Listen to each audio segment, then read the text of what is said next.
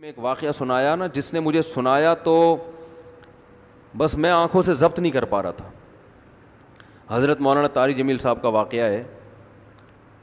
ایک شخص آیا مجھ سے ملنے کے لیے، خواجہ سرا ہے. میں تو پہلی دفعہ زندگی میں کوئی خواجہ سرا مجھ سے ملا. میں سمجھا کہ پراپر آدمی ہے، اتنی بڑی اس کی داڑھی اور رنگ ماشاءاللہ بڑی مردانہ وجہ.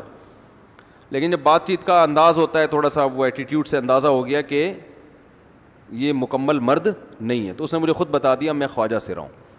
میں نے کہا بھائی ہم سے ملنے کے لیے کیسے آئے آپ، اتنی بڑی داڑھی آپ کی. اس نے اپنا جو واقعہ سنایا نا، میں 3 دفعہ وہ واقعہ سناتے ہوئے رویا ہوں. اور جب وہ سنا رہا تھا اس وقت میرے آنکھوں سے آنسو نکل رہے تھے. اس نے یہ ابھی بھی میرا بیان سنتا ہے وہ. اس نے واقعہ سنایا کہ میں جب پیدا ہوا تھا نا تو میں خواجہ سرا تھا. گھر میں ایسا بچہ پیدا ہو جائے والدین کی طرف سے عزت نہیں ملتی. جب 10-12 سال کا ہوا تو نہ بھائی مجھے عزت دے رہا ہے اور نہ میرا والد مجھے عزت دے رہا ہے. میں بھائی کے ساتھ کہتا ہوں مجھے باہر لے کے جاؤ تو وہ کہتے ہیں لوگ میرا مذاق اڑائیں گے تمہیں دیکھ کے. ظاہر ہے اس کی حرکتیں تھوڑی زنانہ لڑکیوں والی حرکتیں ہوتی ہیں. اور والد بھی کہیں محفلوں میں نہیں لے کے جا رہے، ایک مذاق اڑایا جاتا ہے. کہنے ایک دفعہ میں کہیں گزر رہا تھا تو یہ جو ہوتے ہیں نا خواجہ سراؤں کی پوری ایک جماعت تھی. انہوں نے مجھے پہچان لیا، دیکھا اتنا اچھا. اس وقت نہ اس کی داڑھی اور یعنی اس میں خواتین والی ہی علامتیں تھیں زیادہ. تو انہوں نے مجھے کہہ رہے ہیں اتنی عزت دی، کھانا کھلایا اور اپنے گرو کے پاس لے کر گئے. اور گرو نے کہا کہ تم ہمارے ایجنٹ بن جاؤ، ہم تمہیں پھر ڈانس ماس کروائیں گے، آدھے تمہارے آدھے ہمارے، جو بھی اس کا سیٹ. کہہ رہے مجھے پہلی دفعہ کہیں عزت ملی. تو لیکن میرے ابا کو پتہ چل گیا تو ابا نے لا کے طبیعت سے کوٹ دیا. ٹھیک ہے نا، کہ دوبارہ ان میں نہیں بیٹھنا. ٹھیک ہے ہم نے توبہ کر لی بھائی، یہ برے لوگ ہیں، ڈانس ماس اچھی چیز نہیں ہے. ٹھیک ہے.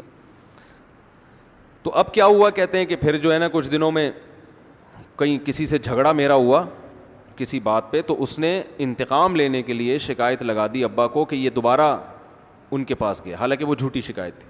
اب ابا کو لگا کہ یہ صحیح کہہ رہا ہے جس نے شکایت لگائی ہے، کیونکہ شبہ تو تھا نا ابا کو دوبارہ جائے گا. ابا نے پھر مارا. تو کہہ رہے ہیں میں بول رہا ہوں کہ میں نے یہ کام نہیں کیا، میں نہیں جا رہا ان کے پاس، میں نہ ناچ گانا سیکھ رہا ہوں، کچھ بھی نہیں.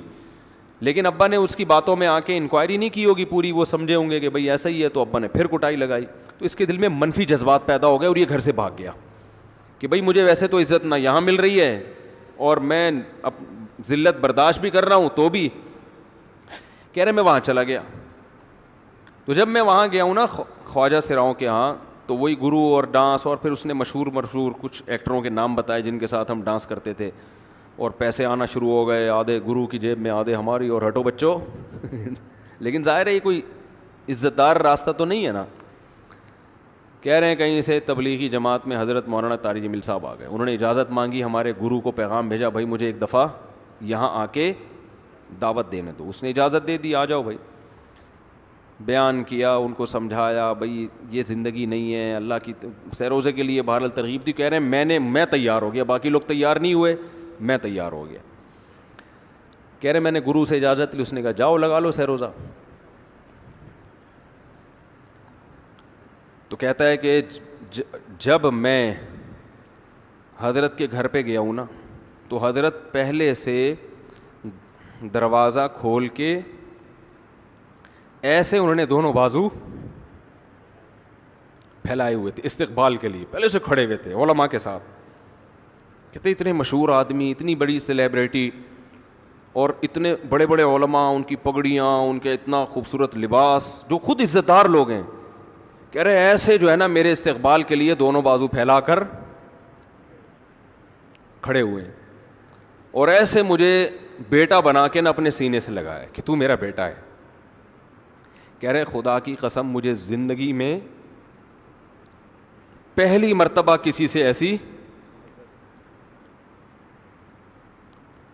ایسی عزت ملی مجھے کسی سے. اور اس عزت دینے میں مولانا کا کوئی مفاد،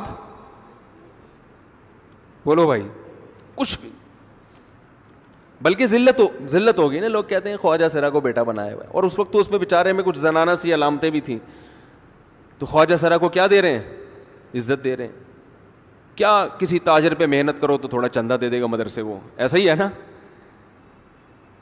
اور کسی افسر پہ محنت کرو تو تعلقات کیا ہو جائیں گے, جب وہ دین پر آئے گا تو اس سے کیا فائدہ.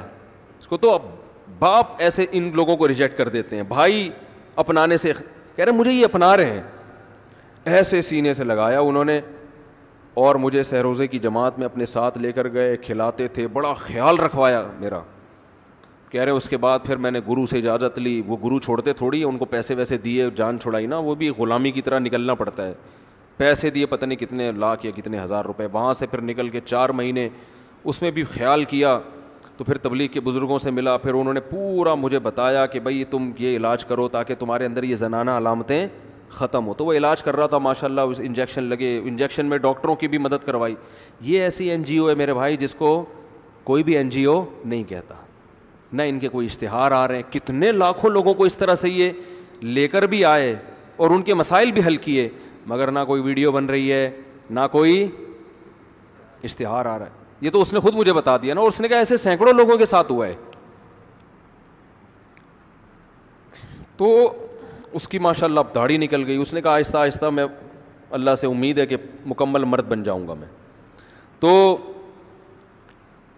یہ ہے وہ دعوت جس میں آپ کا کوئی مفاد